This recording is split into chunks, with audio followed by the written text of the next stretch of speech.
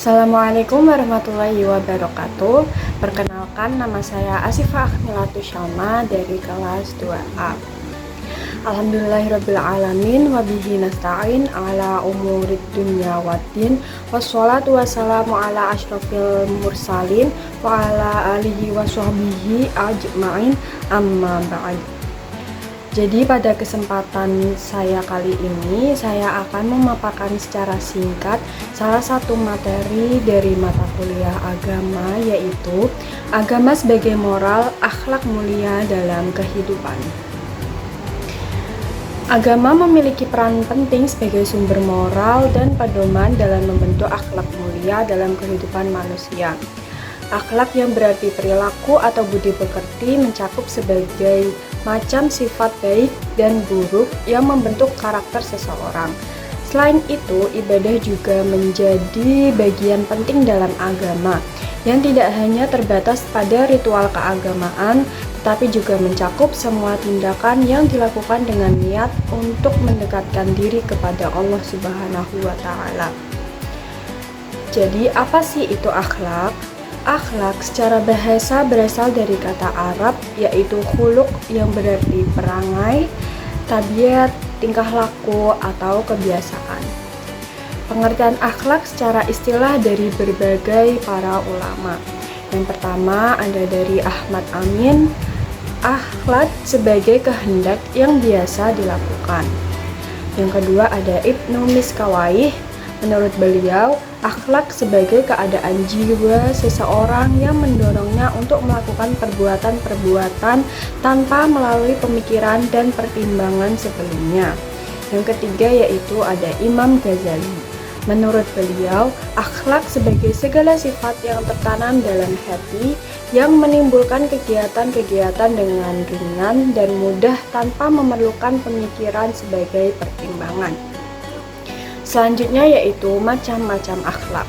Secara garis besar, akhlak dibedakan menjadi dua jenis, yaitu akhlakul al-karimah atau akhlak terpuji dan akhlakul al-mazmumah atau akhlak tercela. Dan macam-macam akhlaknya yaitu ada akhlak terhadap Allah, akhlak kepada diri sendiri, akhlak kepada ibu bapak keluarga, akhlak terhadap masyarakat, serta akhlak terhadap alam. Selanjutnya yaitu ada fungsi, tujuan, dan hikmah akhlak. Fungsi akhlak dalam Islam untuk mengarahkan umat Islam menuju perilaku yang baik dan terpuji, serta tidak hanya mengatur hubungan manusia dengan Allah, tapi juga dengan sesama manusia dan makhluk lainnya. Tujuan utama akhlak adalah mendekatkan diri kepada Allah dengan menjalankan segala perintahnya dan menjauhi larangannya. Hikmahnya yaitu membawa keharmonisan, kerukunan, ketentraman, dan mendatangkan pahala. Dalil dari akhlak tentang menghormati orang tua yaitu pada Quran Surat Al-Isra ayat 24. A'udzubillahi minasyaitonirrajim. Bismillahirrahmanirrahim. Wakhfid lahuma janahadzul minar rahmati wa qur rabbirhamhuma kama rabbayani shaghira.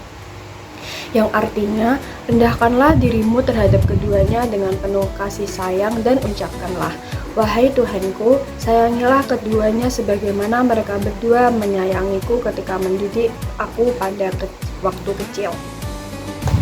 Selanjutnya yaitu pengertian ibadah. Secara bahasa, ibadah berasal dari bahasa Arab al-ibadah. Lafaz ini merupakan pola masdar dari kata kerja abada ya'budu yang bermakna ketaatan. Ibadah adalah setiap perkara yang dapat mendatangkan kecintaan dan keridhaan dari Allah dari perkataan dan perbuatan yang zahir maupun yang batin.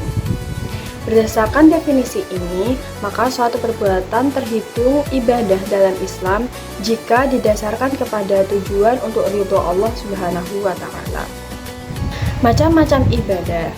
Dalam syariat Islam, ibadah yang merupakan ketundukan seorang hamba secara khusus kepada Allah diklasifikasikan menjadi 4 macam.